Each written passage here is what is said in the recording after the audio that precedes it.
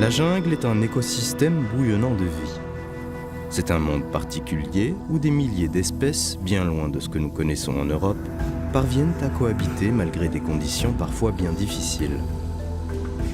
Parcourir la jungle nécessite des connaissances, mais aussi des aptitudes particulières. Avant de débuter notre voyage, j'aimerais te poser quelques questions. Comment définirais-tu la jungle ? Quelle différence y a-t-il entre une jungle et une forêt ? La nuance est importante. Tu ne peux pas te déplacer dans la jungle comme tu pourrais le faire en forêt. C'est un milieu à part, un univers particulier aussi complexe que merveilleux. La jungle est une masse de végétation et d'arbres très denses. Ce petit monde végétal prospère grâce à un climat chaud et humide. Le soleil réchauffe ce biotope singulier de ses rayons et les centaines de cours d'eau nourrissent cette terre fertile. Ce n'est donc pas étonnant que de nombreuses espèces végétales et animales y aient élu domicile. Cependant, cette profusion d'eau, de chaleur et de nourriture ne signifie pas pour autant que vivre dans un tel milieu est un long fleuve tranquille. Au contraire, le chemin de la vie est tumultueux, souvent dangereux.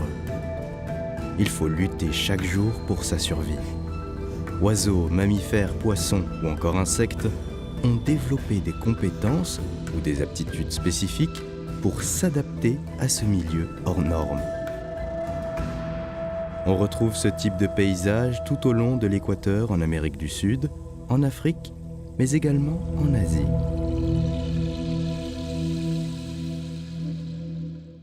Mais arrêtons-nous là. Toi, tu as l'âme d'un aventurier et tu n'as qu'une envie, parcourir la jungle et partir à la découverte de cet écosystème incroyable. Chers voyageurs, bien le bonjour. Aujourd'hui, nous partons explorer les mystérieux recoins des zones chaudes et humides de notre planète, la jungle.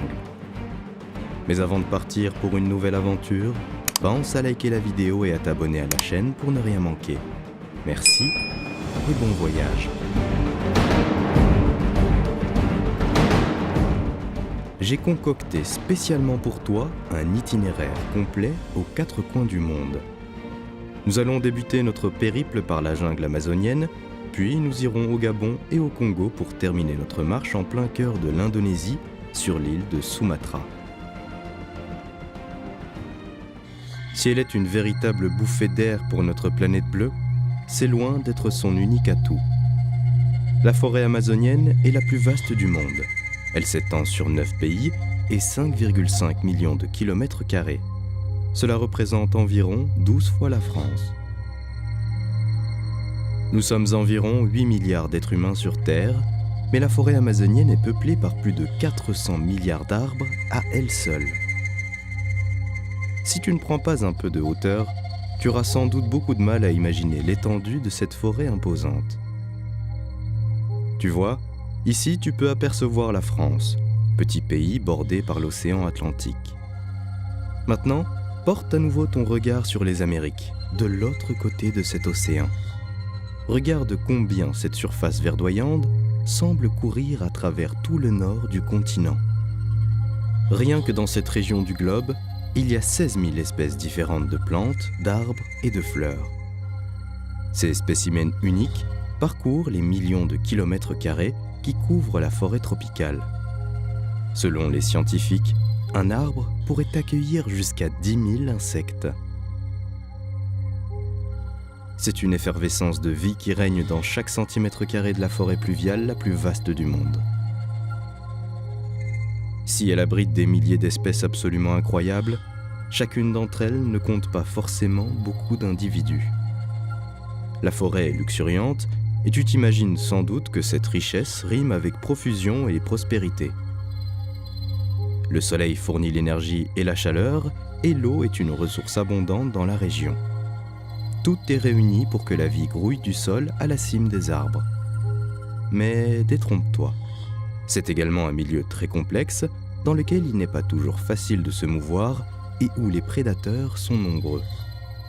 Pour le plus petit insecte comme pour le plus grand mammifère, la vie est toujours un combat dans la jungle.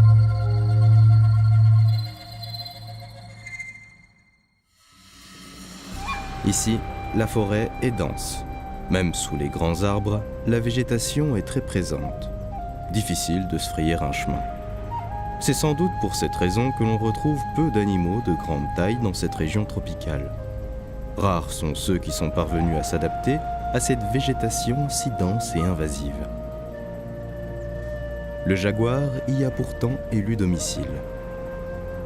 Discret et intelligent, c'est très compliqué de pouvoir admirer l'animal dans son milieu naturel. Pour avoir ce privilège, tu dois te montrer parfaitement calme et surtout être le plus discret possible. Ne bouge plus, respire calmement. Cale ton souffle au rythme de la nature. Voilà, c'est parfait. Maintenant, écoute et observe. Tu perçois ces mouvements dans les feuillages. Ils sont quasiment imperceptibles, mais si tu observes bien la nature environnante, tu sauras les percevoir. Ce n'est pas le fruit du vent. Il est très peu ressenti sur cette surface du globe.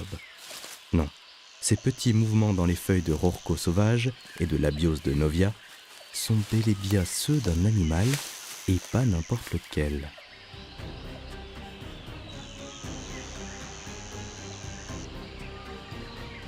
Regarde comme le mouvement semble silencieux, souple, juste et précis. Tu dois être capable de deviner à présent la silhouette féline de l'animal. C'est le plus emblématique de la forêt amazonienne, le jaguar. Peu d'hommes ont eu l'occasion d'admirer un animal si remarquable au beau milieu de la jungle. Il fait partie de 5 grands félins de notre planète, aux côtés du tigre, du lion, de la panthère et du léopard. Le regard de cet animal est à la fois mystérieux et charismatique. Il impressionne par son attitude, mais aussi par sa carrure. Du haut de ses 2 mètres de long et de ses 160 kilos, ce mâle semble être le roi de la forêt. Son nom tient par ailleurs ses origines d'un mot indien signifiant « celui qui tue d'un bond ». Et crois-moi, sa réputation est à la hauteur de son nom. Tous ses attributs physiques semblent être un atout pour la chasse.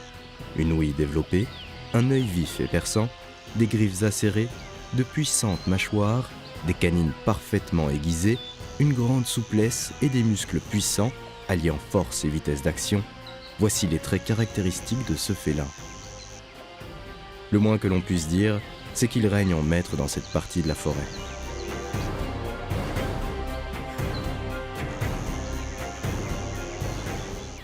Contrairement aux autres félidés, le jaguar est un bon nageur.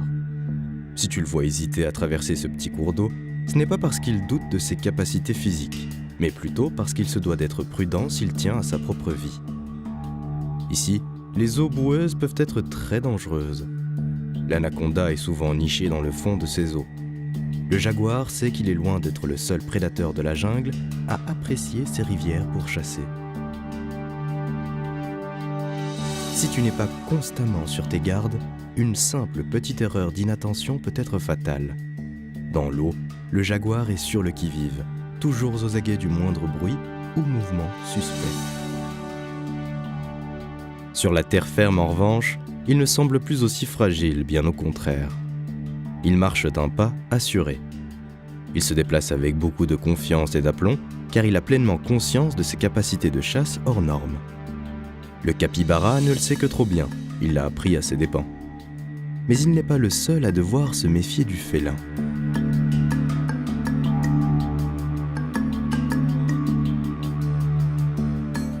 La petite troupe que tu vois ici patauger gaiement dans les boues doit elle aussi être sur ses gardes. En effet, les pécaris à lèvres blanches sont l'un des mets favoris du jaguar. Ce sont des petits sangliers qui sont d'un naturel assez bruyant si l'on compare le calme dont notre félidé fait preuve. Mais s'ils sont de grands bavards, c'est pour une très bonne raison, leur survie. Ils communiquent entre eux afin de prévenir le reste de la troupe en cas de danger, potentiel ou imminent. Cet animal trapu et massif vit en harde. Grâce à une glande à musc située sur leur croupe, les pécaris laissent une odeur singulière en se frottant les uns les autres. C'est une marque d'appartenance à la harde. Il mesure entre 75 et 140 cm de long et 50 cm environ au garrot. Il te semble sans doute bien chétif à côté du jaguar.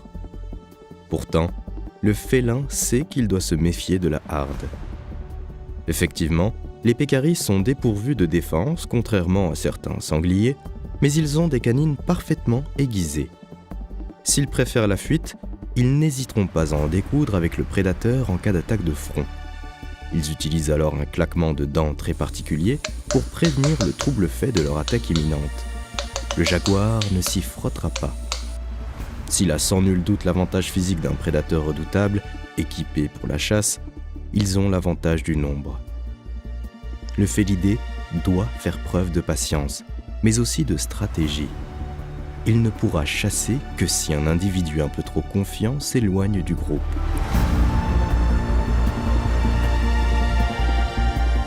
Un autre mammifère iconique de la jungle amazonienne se méfie du grand félin.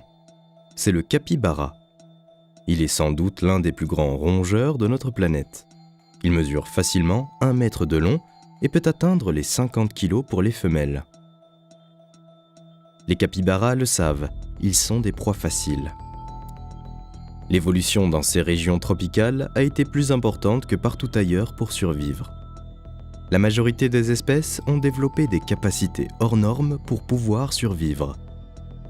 Pour certains, ce sont des stratagèmes de chasse, pour d'autres, des attributs physiques de défense ou de camouflage, et pour notre capybara, c'est la rapidité avec laquelle il devient autonome. Seulement 1 semaine après sa naissance, le petit capybara va arrêter de téter et se diriger vers la nourriture classique. Dans la jungle, il ne faut pas être fragile et dépendant trop longtemps au risque de devenir une cible pour les prédateurs.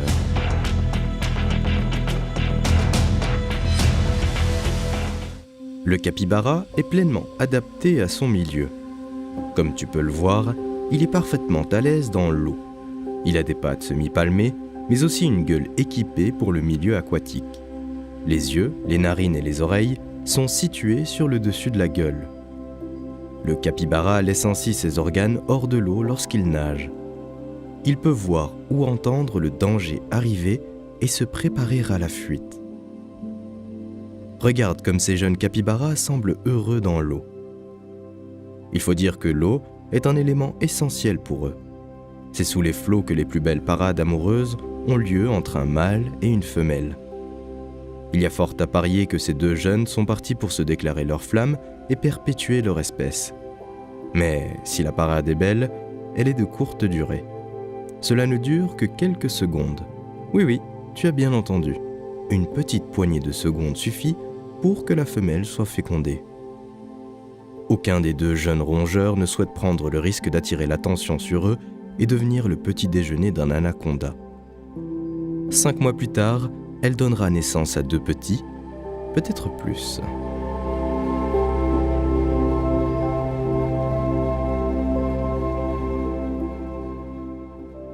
Chez les capybaras, c'est l'un des mâles qui est le chef de la tribu. C'est une espèce patriarcale. Mais ils ont malgré tout le sens de la famille. Si le mâle peut s'accoupler avec plusieurs femelles, ça ne dérange pas le moindre du monde que l'inverse se produise. Les femelles peuvent donc s'accoupler avec plusieurs individus, même si elles ont déjà un petit en bas âge. Enfin, dernière petites anecdotes sur ce rongeur géant.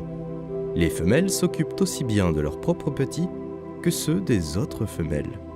Elles peuvent également allaiter un petit qui n'est pas le leur, sans que cela ne pose un problème. Lorsqu'on est fragile, c'est l'union qui fait la force dans la jungle. Oh, attention, juste derrière toi, une araignée Goliath. Elle porte bien son nom. Grosse et dangereuse, l'araignée Goliath fait la taille d'une assiette, soit 30 cm d'envergure et 170 grammes. Pas besoin d'être arachnophobe pour être effrayé devant un tel spécimen. Elle troque les mouches et autres petits insectes pour s'offrir souris et petits oiseaux au menu. Si elle a pour habitude de se tenir en embuscade pour chasser, ce n'est pas son seul attribut de guerrière hors pair. Lorsqu'elle se sent en danger, prise en guet-apens, l'araignée Goliath frotte son abdomen. Des dizaines et des dizaines de petits poils se dispersent alors autour d'elle. Chacun d'entre eux est très pointu et très urticant. Des douleurs atroces et des démangeaisons intenses surprennent alors les victimes. Mais elle a également un dard qui lui permet de piquer sa proie. Le venin se propage et en quelques minutes, les organes vitaux cessent de fonctionner. Il vaut mieux s'en éloigner. Une autre araignée des environs, bien plus petite et sans aucun doute inoffensive, est connue dans la région pour ses prouesses architecturales. Approche et observe ce tronc, ou bien encore le dessous de cette feuille.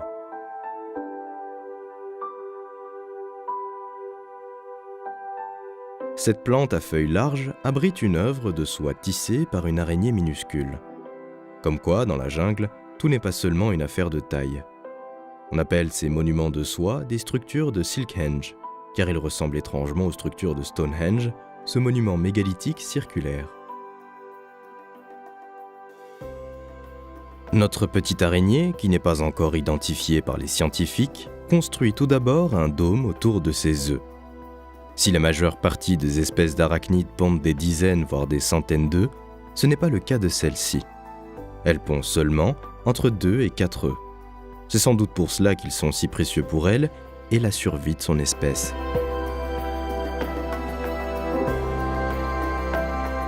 Pour protéger les futurs petits, la jeune mère confectionne un dôme en forme de flèche sur le dessus des œufs. Ensuite, elle crée une barrière circulaire tout au long de la flèche, et cette formidable structure de la taille d'un pouce permet de protéger les œufs des acariens et autres petites bêtes. Poursuivons le long de ce cours d'eau. C'est l'un des affluents de l'Amazone.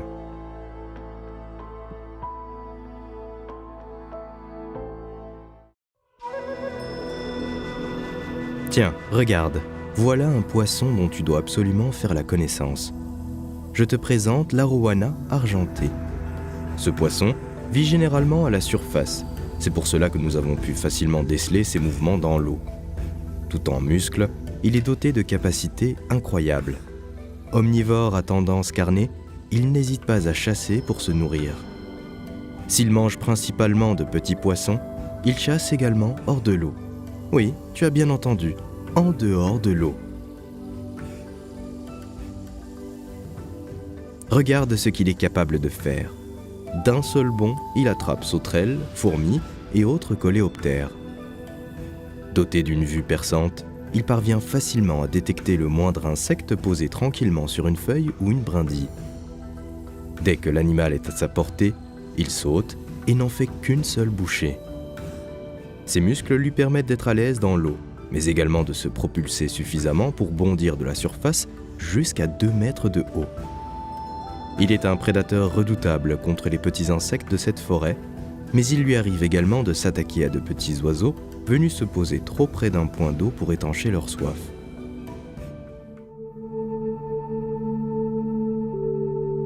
La jungle amazonienne est traversée par le fleuve Amazone, mais aussi par de nombreux affluents comme le Rio Madeira, le Rio Negro, le Tapajós ou encore le Purus, pour ne citer qu'une petite poignée d'entre eux. Cela représente des milliers de litres cubes d'eau douce. Si elle profite aux mammifères, c'est également un lieu de vie privilégié pour beaucoup de poissons et de grenouilles de toutes sortes.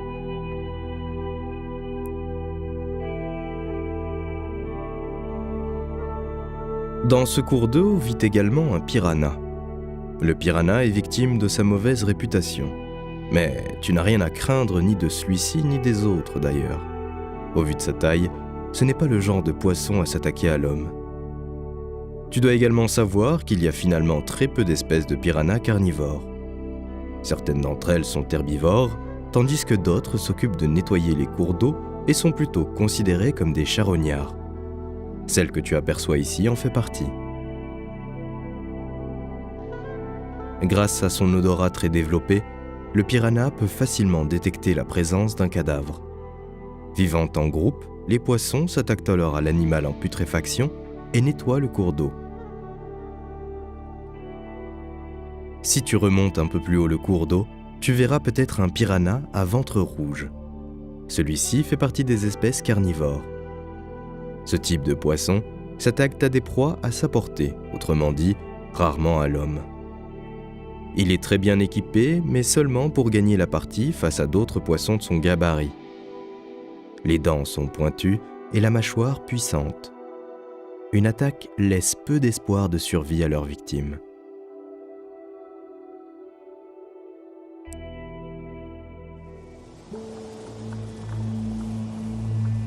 Poursuivons notre marche le long du cours d'eau. Aussi fascinant qu'effrayant, voici une des espèces d'anaconda. Celle-ci fait partie de la famille des serpents constricteurs. Contrairement aux serpents venimeux, ces derniers étouffent leur proie à l'aide de leur corps pour chasser et se nourrir. Celui que tu vois se déplacer sur le sol est un anaconda vert. Il fait partie des 4 espèces d'anaconda présentes sur le territoire aux côtés de l'anaconda de Bolivie, l'anaconda jaune et l'anaconda à taches sombres. L'anaconda vert, appelé également grand anaconda, peut atteindre près de 9 mètres et peser jusqu'à 250 kg pour les plus beaux spécimens. Du genre renect, ce serpent est un très bon nageur. Il peut se déplacer aussi facilement dans l'eau que sur la terre ferme. D'une belle couleur vert olive tirant sur le jaune dans la zone du ventre, le grand anaconda se fond dans le décor. C'est le camouflage parfait pour se déplacer dans la végétation luxuriante de la jungle amazonienne. Puissant et réactif, il laisse très peu de chance à sa victime de s'en sortir.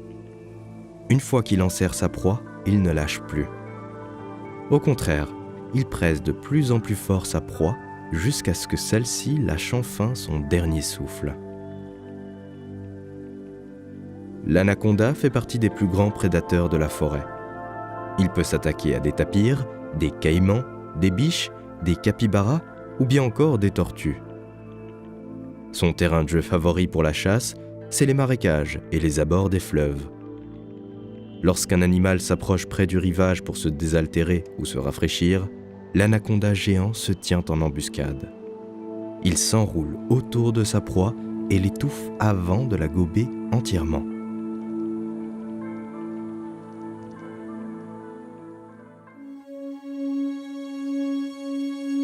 Scrutons à présent le sol et les feuilles basses. Dans la forêt, il existe de nombreuses mares, temporaires ou permanentes, telles que celle qui se trouve juste devant nous. Cet endroit est l'habitat naturel de la rainette aux yeux rouges. Cet incroyable spécimen amphibien vit seul. Il se repose la journée à l'ombre des plantes à larges feuilles. Il s'active au crépuscule et durant la nuit pour chasser des insectes. Le gourmand se nourrit par exemple de moustiques, de coléoptères et de larves. La rainette se déplace en sautant de branche en branche. Ses bonds peuvent atteindre 1 mètre de long lorsqu'elle se sent en danger. Ses yeux sont particuliers. Tu as sans aucun doute remarqué le rouge intense de ses yeux. Mais ce n'est pas leur seule singularité. Lorsqu'elle ferme les yeux, elle peut percevoir un minimum son environnement. Sa paupière inférieure est rayée de jaune et transparente. Ce petit atout morphologique lui permet donc, même les yeux fermés, d'apercevoir ce qui se passe autour d'elle. Poursuivons notre voyage pour rencontrer un autre amphibien qui, lui aussi, est très particulier.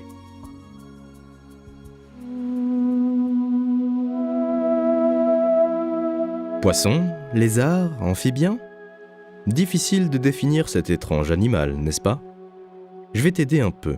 Il s'apparente à la salamandre tigrée que tu connais peut-être déjà. C'est un axolote. Il ressemble à un poisson sur lequel on aurait greffé des pattes. C'est à la fois surprenant et très étrange. En fait, il a cette apparence particulière car, contrairement aux autres amphibiens dont il fait partie, il reste à l'état larvaire. Il ne passe pas par la case tétard pour devenir adulte. Il ne subit aucune métamorphose. Il conserve également des branchies externes, c'est la petite corolle que tu peux voir tout autour de sa tête. Le fait qu'il ne semble pas avoir totalement terminé son évolution peut te paraître un peu étrange. Mais Mère Nature l'a doté de capacités incroyables. C'est d'ailleurs pour ces différentes aptitudes que les scientifiques et les chercheurs s'intéressent de près à ce petit être étrange. il peut régénérer des membres et même des organes. C'est l'une des rares espèces à pouvoir recréer de façon autonome des parties du corps. Comme tu peux le voir, la nature est aussi surprenante qu'exceptionnelle.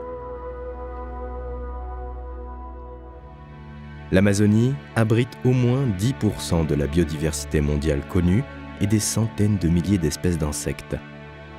Les mammifères, les oiseaux ou encore les reptiles ont trouvé ici refuge. Malgré des conditions de vie extrêmement difficiles, chacun a évolué afin de trouver le moyen de survivre dans cette jungle hostile.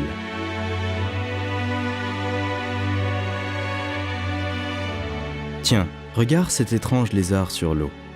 Tu as vu la manière dont il se déplace pour traverser ce plan d'eau ? Il est rapide. As-tu eu le temps de le voir ? C'est un animal extraordinaire, voire insolite. Il en est presque risible. Il est si rapide qu'il semble capable de marcher sur l'eau. C'est d'ailleurs ce qui lui a valu le surnom de lézard Jésus-Christ. Le basilic vert est un lézard capable de fondre dans la nature. Il est très difficile à observer dans la nature tant son camouflage est réussi. S'il vit la majeure partie du temps dans les arbres pour se nourrir ou profiter de la chaleur du soleil, il réside toujours près d'un point d'eau. Vulnérable, lorsqu'un prédateur se pointe à l'horizon, notamment des rapaces, son arme de défense est la fuite. Il bondit alors sur l'eau et court à un rythme impressionnant, 1,5 mètres par seconde. Au vu de son poids, 200 grammes environ à l'âge adulte, il serait incapable de marcher sur l'eau sans cette vitesse impressionnante. Ses 3 longs doigts palmés sur ses pattes arrière font toute la différence. Il n'utilise d'ailleurs que ses pattes arrière pour se mouvoir sur l'eau. Lorsqu'il frappe l'eau avec sa patte gauche, il crée des bulles d'air qui lui permettent de se propulser plus loin, et il fait de même avec la patte droite, et ainsi de suite. La nature est vraiment étonnante. Si certains sont dotés de rapidité, d'autres jouent sur un autre tableau pour ne pas subir les conséquences des prédateurs.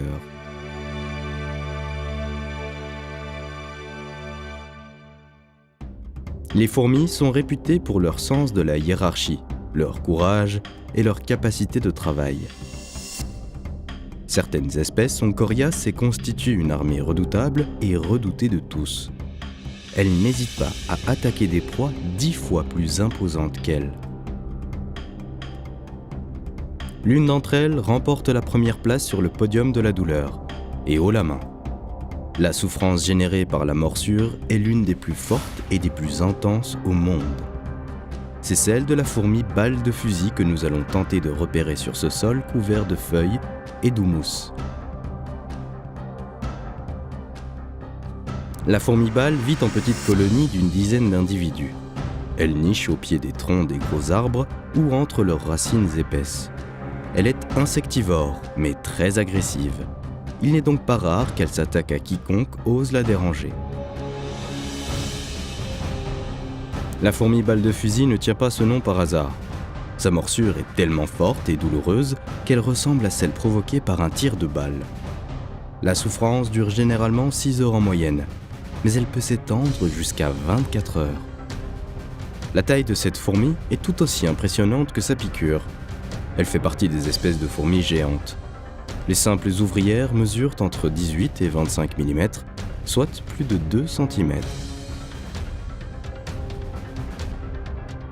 Si la douleur est si intense, c'est parce que le venin, couplé à la morsure, est chargé d'acide formique, comme beaucoup de fourmis, mais également d'une neurotoxine très puissante.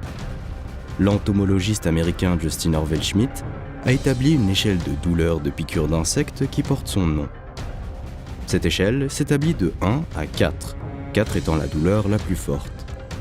Celle de la fourmi balle est la piqûre d'insecte la plus douloureuse au monde. Pour la petite anecdote, le scientifique s'est fait piquer par près de 150 espèces de guêpes, fourmis et abeilles pour créer ce terrifiant palmarès.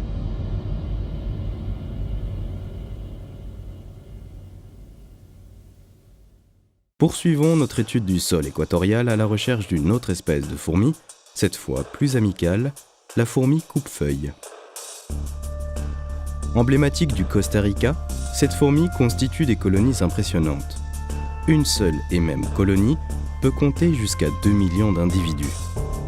Les plus petites colonies comptent au minimum 100 000 fourmis. Ces fourmis fascinent par leur activité.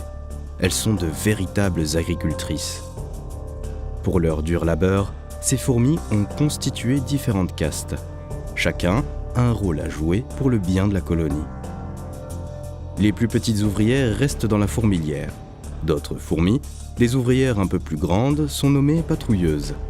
Elles surveillent les environs et donnent l'alerte en cas d'attaque. Les fourmis-soldats se tiendront prêtes.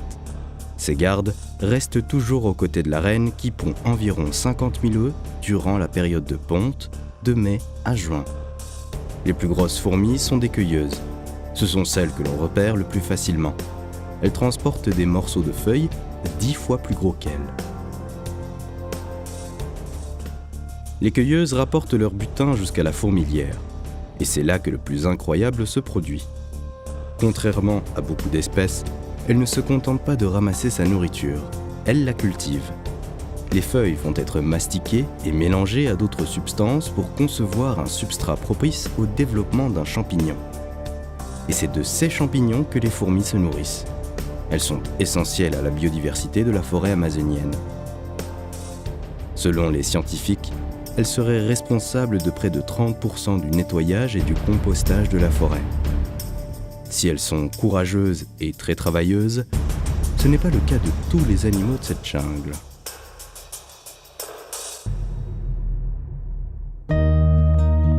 Tu ne peux pas traverser la forêt sans rencontrer le paresseux.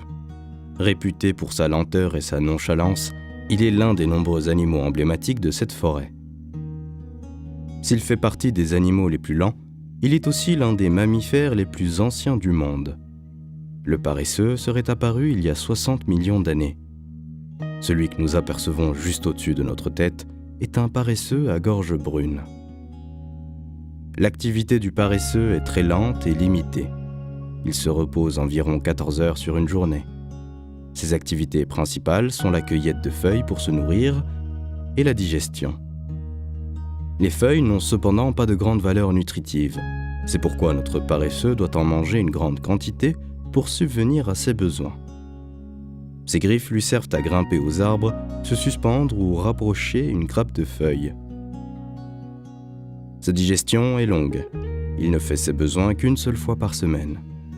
C'est sans doute le moment pour ce jeune mâle, on dirait. C'est en effet la seule occasion où le paresseux descend à terre. Il creuse un petit trou et fait ses besoins, de petites crottes sèches, puis entame sa longue et lente remontée. Malgré sa mollesse, le paresseux est un très bon acrobate. Les gestes sont langoureux mais précis. Il peut passer facilement d'une branche à l'autre en étant suspendu que sur 2 pattes le temps d'atteindre la prochaine. Ses griffes lui apportent la prise et le maintien nécessaire. Il peut ainsi se déplacer, mais également se nourrir et se reposer uniquement dans les arbres. Au sol, il est bien trop fragile et vulnérable. D'autres animaux ont élu domicile dans les arbres. Certains d'entre eux, des perroquets notamment, ont choisi le plus haut niveau de la canopée.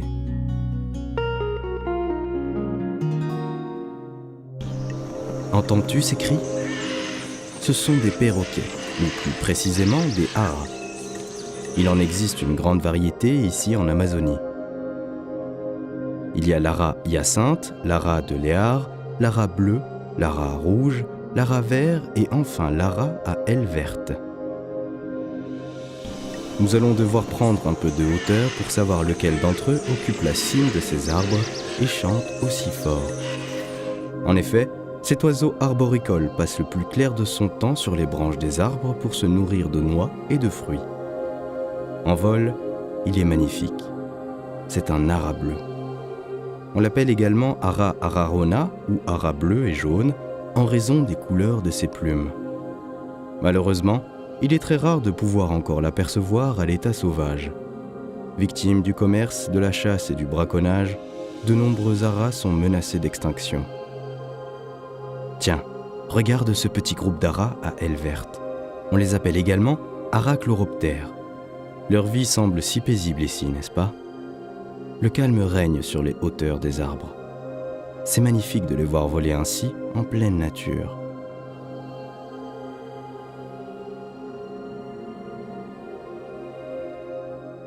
Si les fourmis participent au compost, un autre oiseau connu de la forêt amazonienne a également son rôle à jouer dans le nettoyage de la forêt. Le sarcorynphe roi est un charognard. Tu le devines sûrement à son cou dépourvu de plumes. Il est surnommé le vautour pape. Si la majorité de son corps est de couleur blanche, la pointe des ailes et de la queue est grise ou noire. Le volatile se nourrit quasi exclusivement de charognes dont il mange la peau, le cartilage et les ligaments grâce à son bec puissant. Il se perche en haut des arbres morts pour avoir une vue imprenable sur son environnement. Il plane régulièrement à de hautes altitudes en quête de nourriture. Celui-ci semble avoir trouvé de quoi constituer son festin du jour. Laissons-le déguster son repas. Il est temps pour nous de partir. Rassure-toi, notre voyage est loin d'être terminé pour autant. Nous allons quitter le continent américain pour rejoindre la terre des lions. C'est en effet l'Afrique qui nous attend. La forêt tropicale africaine regorge de créatures exceptionnelles.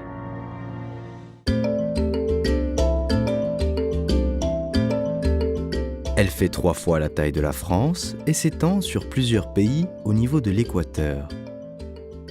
La plus grande partie de la jungle équatoriale se situe au Congo, au Gabon, au Cameroun, mais aussi sur l'île de Madagascar. Les jungles accueillent parfois plus d'espèces d'arbres différentes sur un demi-kilomètre carré que dans toutes les forêts tempérées d'Europe, d'Amérique du Nord et d'Asie réunies.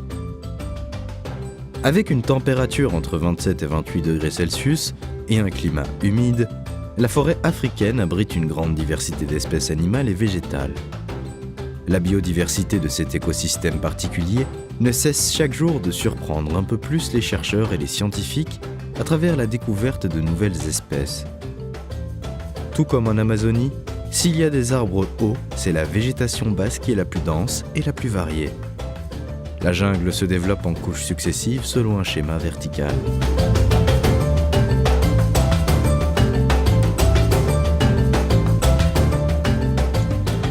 Les arbres les plus hauts, parfois plus de 40 mètres de hauteur, forment la canopée. Ces géants reçoivent directement les lueurs du soleil. Ils profitent pleinement de sa chaleur et de l'énergie qu'il dégage.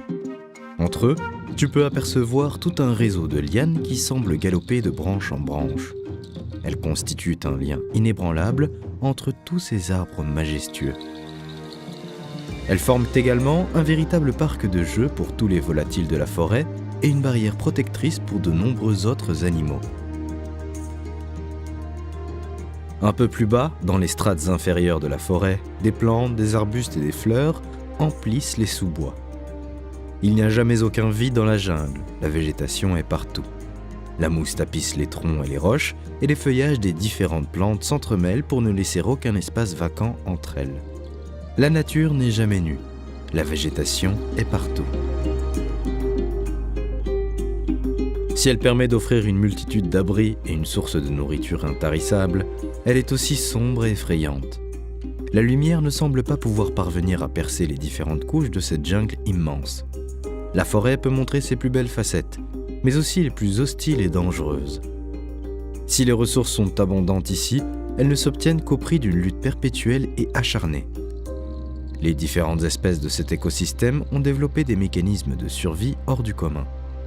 Certains ont élaboré un stratagème de chasse infaillible, d'autres sont de véritables as du camouflage ou ont des attributs de défense redoutables, comme du venin par exemple. Si les capacités divergent, ils ont tous en commun une capacité d'adaptation extraordinaire.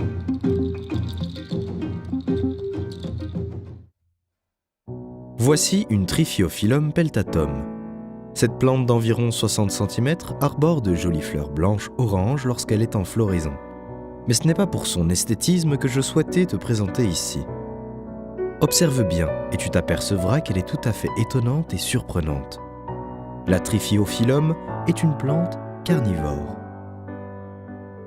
Je suppose qu'elle est loin de l'image que tu pouvais te faire de ce genre de plante, Mais malgré sa silhouette ordinaire et sa grande discrétion, c'est bel et bien une plante carnassière. Elle semble tout à fait inoffensive à première vue, et rassure-toi, tu n'as absolument rien à craindre d'elle. Mais ce n'est pas le cas de tous dans cette forêt. Les insectes doivent être suffisamment alertes pour ne pas être inscrits au menu du jour. Vois-tu ces fines tiges sortir de la plante ? Chacune d'elles est recouverte par des petits poils. Ils ressemblent à des cils fins et courts.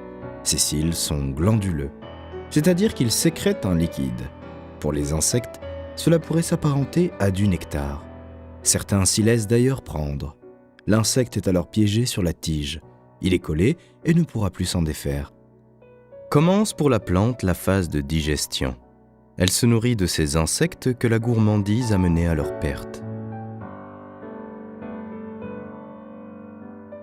Toute cette diversité de végétation, les innombrables sources d'eau et les rayons de soleil qui traversent de part en part la forêt font de la jungle un lieu bouillonnant de vie. La végétation y est luxuriante, les insectes pullulent, les mammifères y trouvent de quoi s'abriter et de la nourriture en abondance. Mais si elle rassemble les conditions idéales pour y développer la vie, la forêt tropicale africaine n'en reste pas moins fragile et complexe.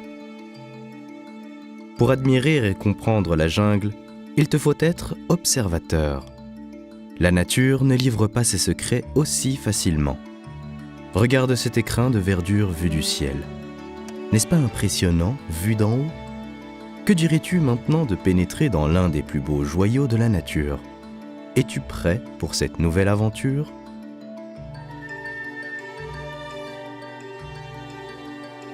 Avance à pas de loup, sois discret. Imprègne-toi des odeurs, du bruit, des sensations que procure la forêt et laisse-toi guider.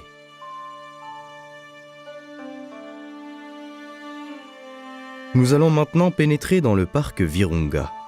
Il est situé à l'est du Congo, près du Rwanda et de l'Ouganda. Inscrit au patrimoine de l'UNESCO, ce parc est sans doute l'un des plus importants d'Afrique. Il permet à des centaines d'espèces de mammifères, d'oiseaux, de reptiles et de primates de vivre en paix. Protégé par de nombreux rangers armés, il faut un permis pour être autorisé à visiter l'endroit. Il existe 2 espèces de gorilles dans le parc, le gorille des plaines et le gorille des montagnes. Leur alimentation, leur pelage et leur morphologie sont sensiblement différents. La fourrure est plus fournie en montagne, le visage est plus long et la poitrine plus large.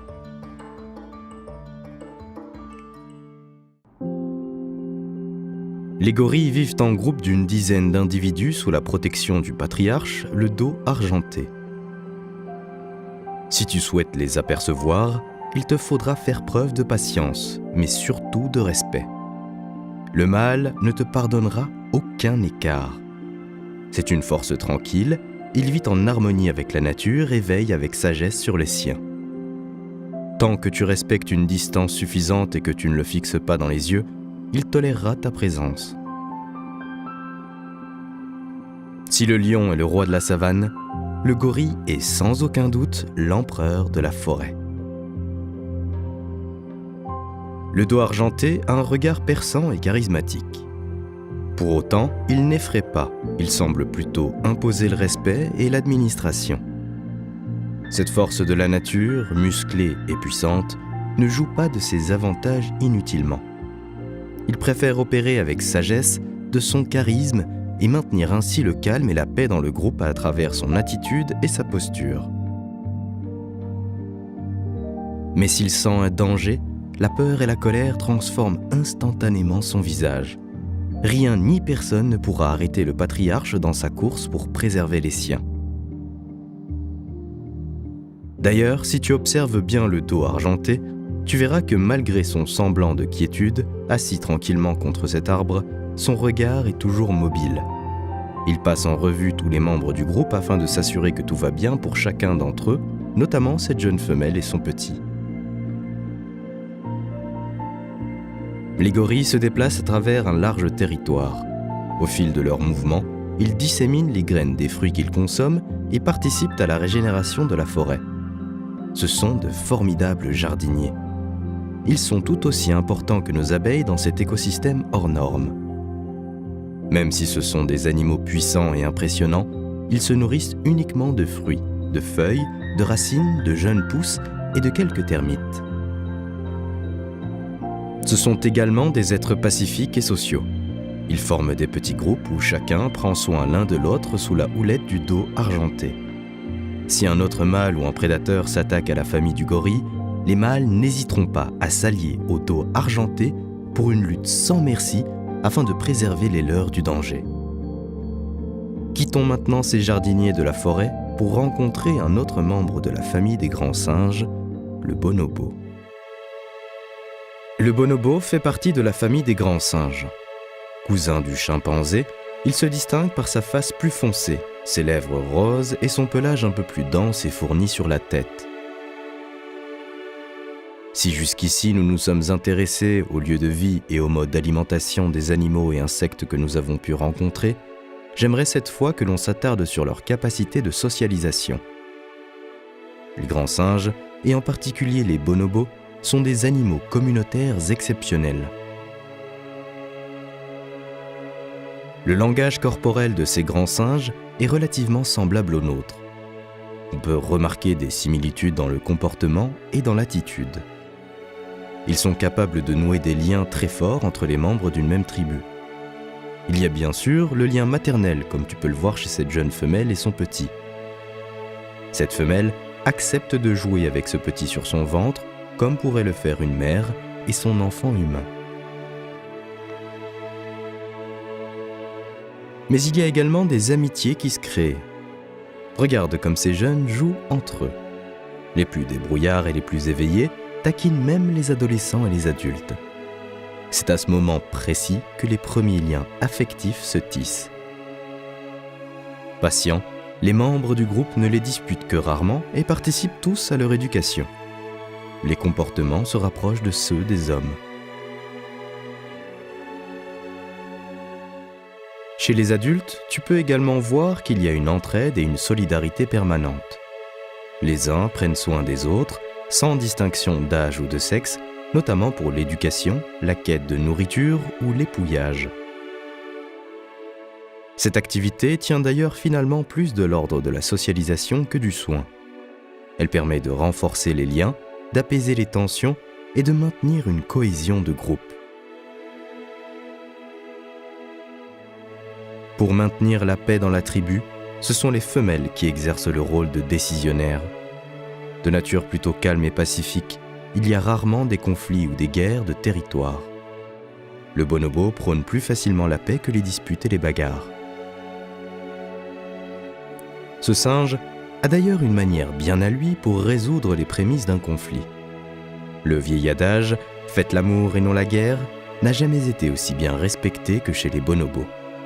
Il est même exercé au pied de la lettre. Le rapport sexuel est chez ce grand singe aussi bien un moyen de reproduction qu'une méthode de résolution de conflits qui a fait ses preuves.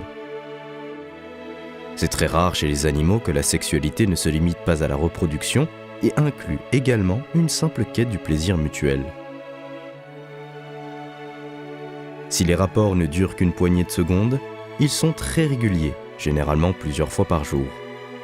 Ils permettent d'apaiser, mais également d'unifier la tribu. C'est une manière d'exprimer des sentiments affectifs et du plaisir.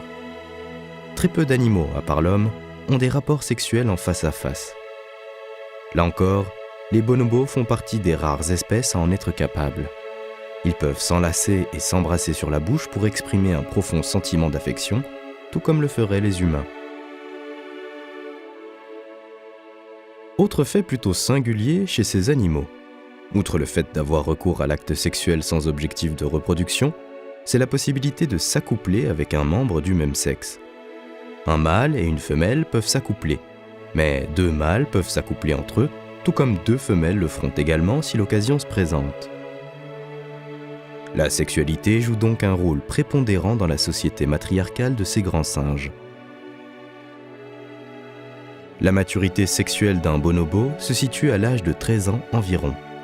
Si c'est un mâle, il restera dans sa famille d'origine. Si c'est une femelle, en revanche, elle partira à la recherche d'un nouveau clan.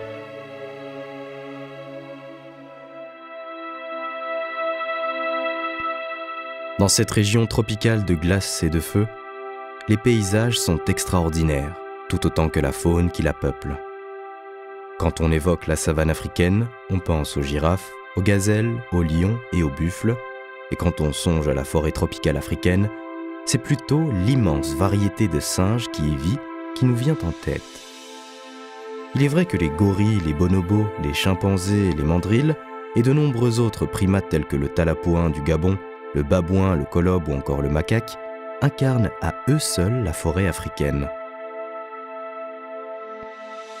Mais la jungle équatoriale dans ces contrées regorge d'animaux fantastiques qui méritent que l'on s'y attarde un peu plus longuement.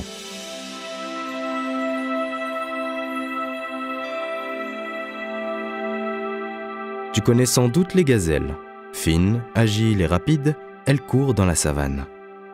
Cette fois, j'aimerais te présenter une antilope un peu particulière. Une antilope de la forêt, le bongo. Contrairement à certaines espèces cousines du bongo, ici, le mâle et la femelle possèdent tous les deux des cornes. Elles peuvent atteindre 1 mètre de long pour les plus beaux d'entre eux. Pour prendre la fuite et éviter que ces cornes ne deviennent un handicap, en s'accrochant dans la végétation par exemple, les bongos lèvent la tête et plaquent leurs cornes contre leur nuque. Le bongo se sert de ses cornes comme d'un outil pour casser des branches ou encore arracher des racines. Mais ces fameuses cornes ne sont pas son seul atout pour affronter son environnement. Ce bovidé a de belles mensurations. Avec ses 1,25 mètres au garrot et ses 2 mètres de long, le bongo peut peser entre 200 et 400 kg pour les mâles.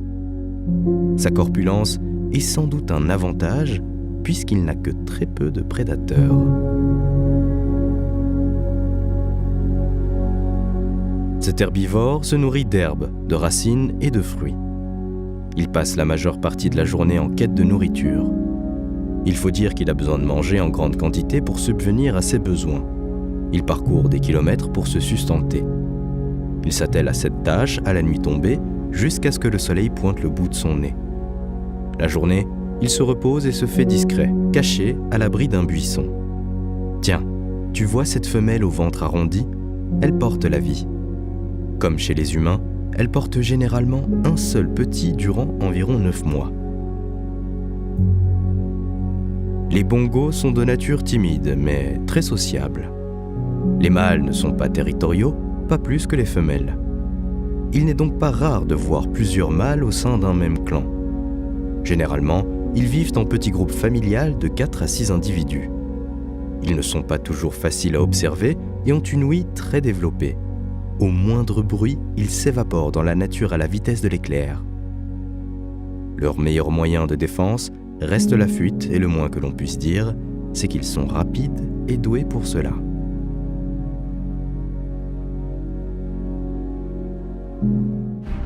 Si la jungle africaine abrite les plus grands singes de notre planète, elle est également l'habitat d'insectes redoutables comme la fourmi légionnaire. C'est une véritable armée. Leur stratégie les rend quasiment invincibles. Observe le comportement de chacune d'entre elles. Tu comprendras alors que chaque fourmi a un rôle différent à jouer pour la colonie. Il y a d'abord les sentinelles. Tu les reconnais à leur taille plus imposante. C'est à elles que revient le dur labeur de creuser, consolider et protéger les galeries. À l'intérieur de ces galeries, des nuées d'ouvrières pullulent. Elles sont des milliers. C'est le mouvement qui attire les fourmis éclaireuses. Lorsqu'elles dénichent une proie, une larve, une limace ou un insecte, elles laissent alors un message à la colonie afin d'aider les autres ouvrières à trouver le chemin. Et, crois-moi, elles ne mettent pas longtemps à réagir. Une nuée de fourmis se rue alors sur la proie du jour. Armées de leurs mandibules puissantes, rien ne semble pouvoir les arrêter. Si certains mollusques jouent de leur côté visqueux et gluant pour piéger les fourmis, celles-ci, très intelligentes en plus d'être nombreuses, mettent au point des stratégies efficaces. Elles agglutinent de la terre pour absorber l'humidité, par exemple, pour atteindre plus facilement le corps de leur proie. Après avoir jeté leur dévolu sur l'une d'entre elles, les fourmis légionnaires ne la lâchent plus. Elles sont si nombreuses, voraces, puissantes et rapides qu'une petite poignée de secondes suffit pour faire disparaître complètement le corps de leurs victimes. Une fois le festin terminé, l'armée se remet en route. Leur appétit est insatiable. Rien ne résiste à leur passage. Larves, chenilles, araignées, coléoptères, même les scorpions ou les serpents succombent. Elles mordent et découpent, puis aspergent leur proie d'acide formique. Les chairs sont dissoutes, et leurs mandibules puissantes n'ont plus qu'à déchiqueter et se servir. Les fourmis tueuses mangent, digèrent et repassent à l'attaque.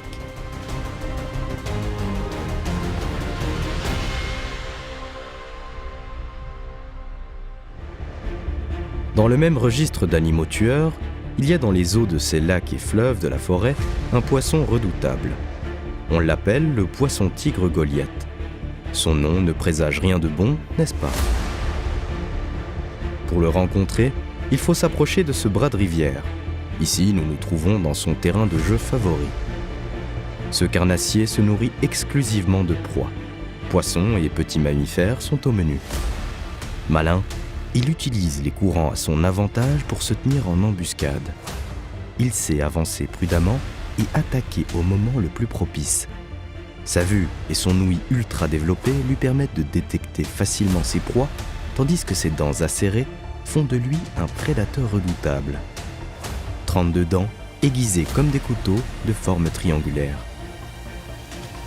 Elles sont capables de déchiqueter n'importe quelle proie qu'il trouvera à sa portée. Et, au vu de son gabarit titanesque, les plus beaux spécimens peuvent atteindre 1,80 m de long et peser près de 50 kg. Tu imagines facilement les dégâts qu'il peut engendrer. Peu d'animaux lui résistent. A l'inverse, ce redoutable carnassier n'a pas beaucoup de prédateurs à la hauteur, mis à part l'homme.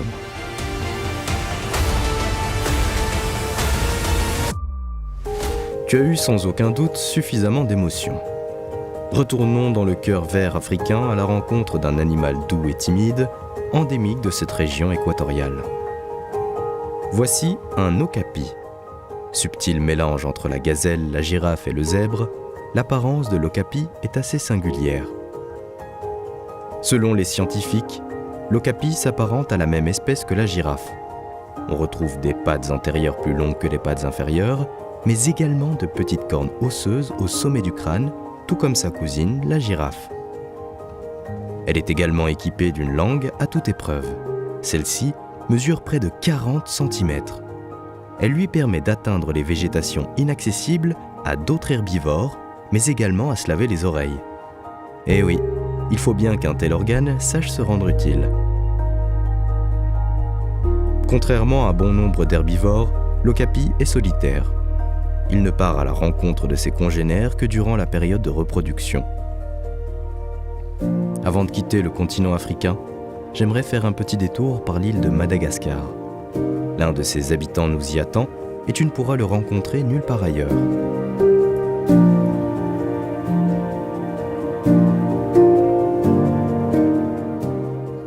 L'aïaï est un primate nocturne un peu particulier. Il est finalement plus proche du rongeur, de la chauve-souris et du pivert que du singe. Il a de grandes oreilles, contrairement à la majorité des membres de cette famille. Elles lui permettent de capter le moindre petit bruit, mais également d'écolocaliser ses proies, tout comme le ferait une chauve-souris. Il frappe un tronc à plusieurs reprises, ce qui excite les insectes qui se cachent à l'intérieur.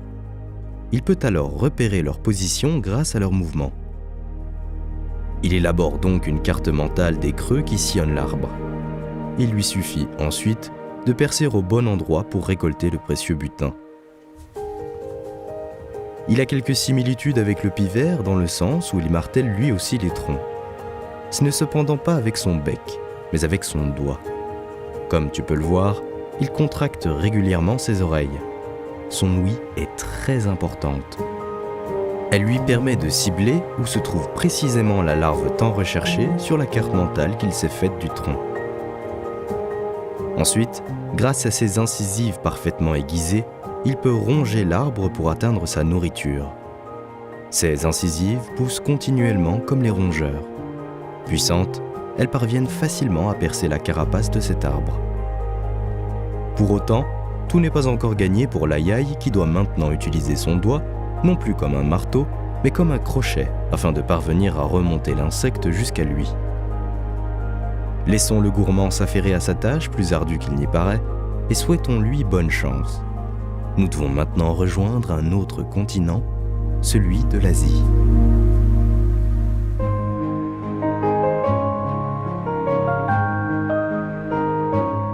Avant de te quitter, j'aimerais partir en terre indonésienne à tes côtés et plus précisément sur l'île de Sumatra. Elle est à elle seule l'une des plus riches en biodiversité et abrite 200 espèces de mammifères et plus de 500 oiseaux différents. Certains animaux que nous allons rencontrer ici sont des cousins éloignés en Amazonie ou en Afrique, mais ce sont bel et bien des espèces endémiques de la région que tu ne retrouveras nulle part ailleurs. Ces animaux, pour la plupart, sont menacés d'extinction.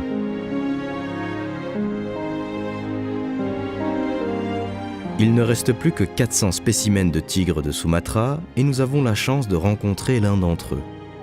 Les tapirs ou les sangliers sont l'un de ses mets favoris, mais il n'est pas contre un cervidé, des volatiles, des singes ou même des poissons. Le tigre de Sumatra s'est parfaitement adapté à son milieu. Contrairement à beaucoup de félins, lui, c'est un très bon nageur. Son appétit insatiable le mène parfois à s'attaquer à des proies imposantes comme un jeune rhino ou un petit éléphanteau, à ses risques et périls. S'il est plutôt bon prédateur, il n'est pas toujours récompensé pour ses exploits à la chasse. Il lui arrive très souvent de manquer des proies. Mais lorsqu'il parvient à en maîtriser une, il ne la lâche plus. Un cervidé peut lui apporter 45 kg de viande. Il passera 2 jours environ sur le cadavre pour manger tout ce qui peut l'aider à subvenir à ses besoins. Après quelques heures, il s'accordera une petite sieste digestive avant de reprendre son repas là où il l'avait laissé. Il peut ensuite rester quelques jours sans manger, mais très vite, la faim le gagne et il retentera sa chance. Peut-être avec un lapin de Sumatra ?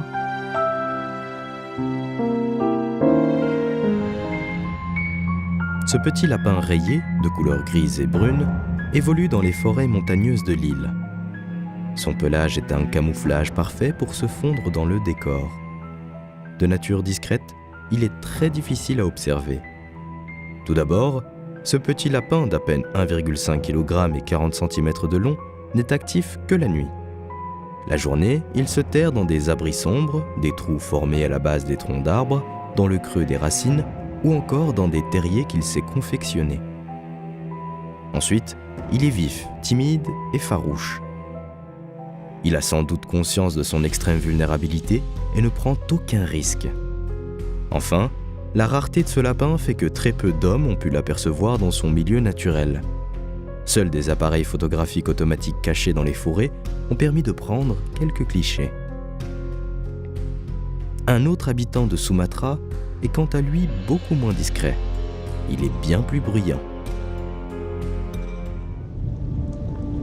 Le gibbon, même si on l'oublie parfois, fait partie des 5 membres de la famille des grands singes, aux côtés du gorille, du chimpanzé, du bonobo et de l'orang-outan.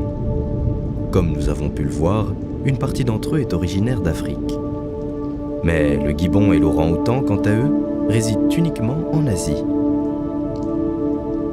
Il existe plusieurs espèces de gibbons, notamment le gibbon agile, le gibbon à main blanche, le gibbon de Closs ou encore le siamang. Les gibbons sont les plus petits des grands singes et mesurent entre 70 et 100 cm environ. Contrairement à d'autres espèces de singes, les gibbons ne vont quasiment jamais descendre des arbres. Ils sont arboricoles et dépendent complètement de leur habitat. Ils ne descendent qu'en cas d'extrême nécessité. Ils trouvent en hauteur la sécurité et la nourriture dont ils ont besoin, notamment des fruits et des feuilles, mais aussi parfois des insectes ou des œufs. Ces animaux sont très territoriaux. Un couple se partage un large territoire et le fait savoir à ses congénères. Acrobates hors pair, ce sont aussi des chanteurs d'exception. Écoute.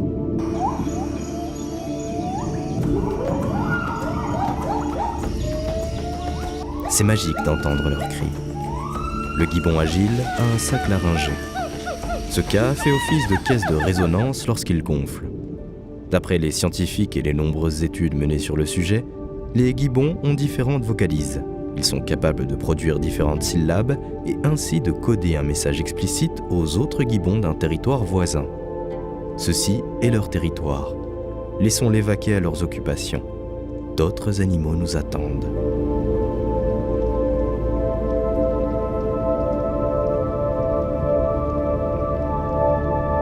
Si je te dis que nous sommes à la recherche d'un autre animal qui vit dans les arbres, je suis à peu près sûr que tu ne songeras pas à un membre de la famille des ursidés. Et pourtant, regarde un peu le jeune ours qui déambule dans les branches juste au-dessus de nous. L'ours malais, appelé également ours des cocotiers, est le plus petit de sa famille. Son pelage est très court.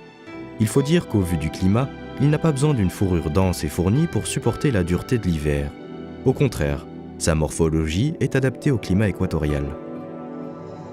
Il a une tête massive et un peu aplatie, un museau court et une longue langue pour pouvoir s'adonner à son péché préféré, le miel. Ses pattes lui permettent de se débrouiller dans les arbres. Il a les pieds tournés vers l'intérieur et de longues griffes. Il profite régulièrement d'une sieste dans les hauteurs après s'être confectionné une plateforme de branches et de feuillage. Au sol, cependant, c'est une autre histoire. Il est un peu moins à l'aise. Il ne descend que si le besoin s'en fait véritablement ressentir, notamment pour s'abreuver.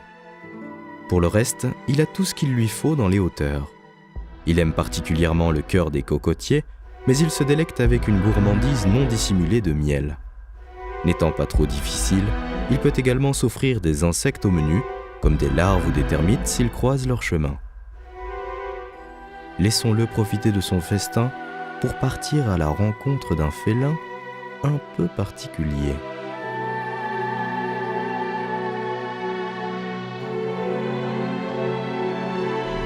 Tout comme l'ours malais est l'un des plus petits plantigrades, la panthère nébuleuse est l'une des plus petites espèces de panthères.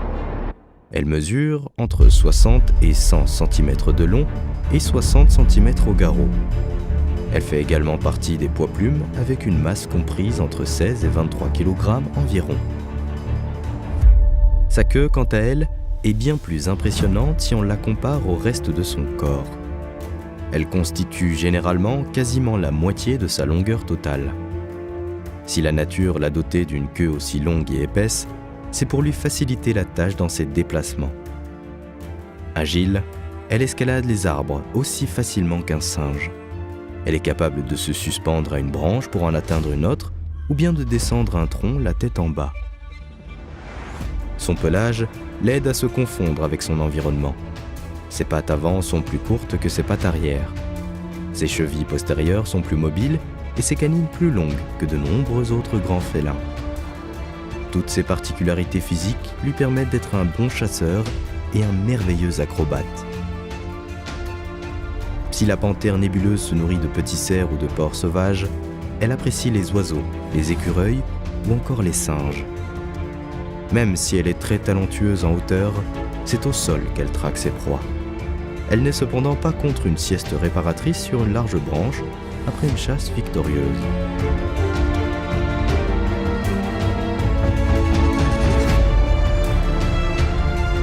La chauve-souris géante a de quoi effrayer les plus sensibles d'entre vous. 1,20 m d'envergure. Il a de quoi impressionner. Ses griffes acérées ne sont pas des plus douces non plus. Et pourtant, malgré ce physique spectaculaire, tu n'as absolument rien à craindre de ce magnifique spécimen de chauve-souris géante.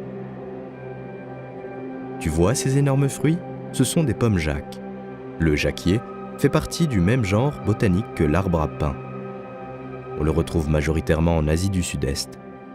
Le fruit de cet arbre peut peser jusqu'à 30 kg pour les plus gros spécimens. Riche en vitamines, en fer, en calcium et en magnésium, il est aussi très calorique. Le fruit du jacquier est le péché mignon de la chauve-souris géante. Exclusivement frugivore, elle n'est d'aucune menace pour l'homme. En revanche, les mâles sont très territoriaux et peuvent se battre pour obtenir la meilleure part du butin.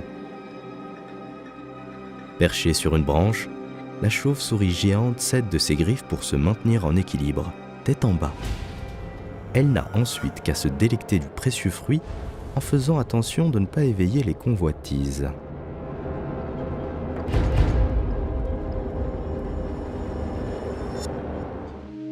Avant de quitter la forêt, tu dois rencontrer l'un de ses plus beaux emblèmes, l'éléphant de Sumatra. En Asie, l'éléphant est plus petit et moins charismatique que celui d'Afrique. Il habite les forêts tropicales et au fil de son évolution, il a dû s'adapter aux zones de végétation basse et aux buissons. On reconnaît l'éléphant d'Asie à ses oreilles plus petites qui laissent entrevoir l'épaule et à son dos voûté. L'éléphant de Sumatra est une sous-espèce de l'éléphant d'Asie. Ces éléphants sont plus fins et plus petits que leurs cousins du continent. Il faut dire que sur l'île, la végétation est très dense.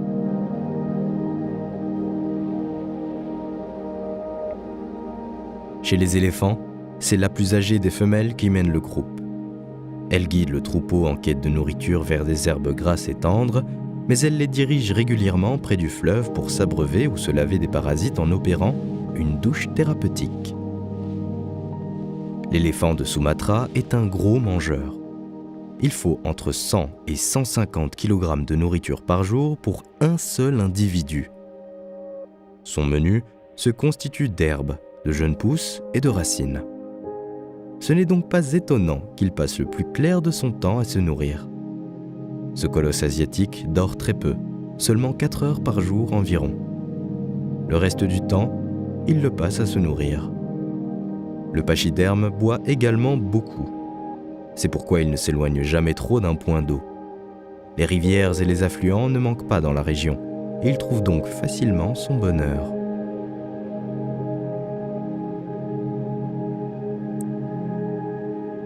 Tu vois cet éléphant s'abreuver ? Il se sert de sa trompe. Elle est composée de plus de 100 000 muscles et complètement dépourvue d'eau. Pour les plus gros spécimens, la trompe peut peser à elle seule près de 100 kg. La trompe est un véritable outil.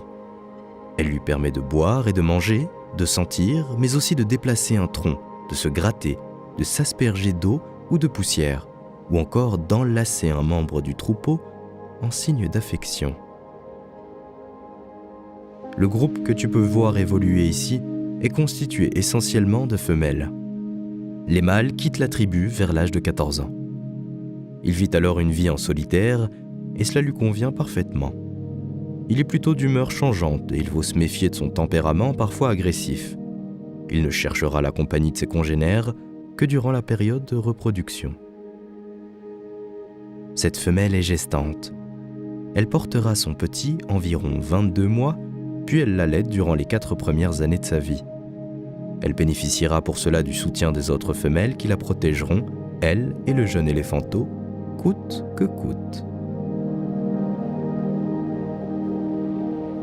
La solidarité entre les membres du groupe est sans faille. Lorsqu'ils perdent l'un des leurs, l'émotion est très forte. Ils expriment leur tristesse en se rassemblant autour du corps et en l'effleurant avec leurs trompes et leurs pattes. Cette cérémonie peut durer de longues minutes ou des heures. Ils pleurent leur mort. En Occident, l'éléphant est souvent symbole de mémoire. Il a en effet une très bonne mémoire, aussi bien visuelle qu'auditive. Cela lui permet, même bien des années plus tard, de se souvenir d'un son ou d'un lieu particulier et ainsi se protéger de certains dangers. Chez les bouddhistes, il représente l'éveil et la force mentale, tandis que chez les hindous, il incarne la chance, la fortune, la protection et la bénédiction. L'éléphant est sans doute un peu tout cela à la fois. Notre voyage touche maintenant à sa fin. Si la nature peut être dangereuse et hostile, j'espère que tu retiendras également toute sa beauté, sa force et son humilité. Chacune des espèces que nous avons rencontrées lutte chaque jour pour sa survie, tantôt avec bravoure, tantôt avec ingéniosité, mais toujours avec un profond respect pour la nature et la vie elle-même. L'homme a finalement bien plus à apprendre de la jungle qu'il ne le croit.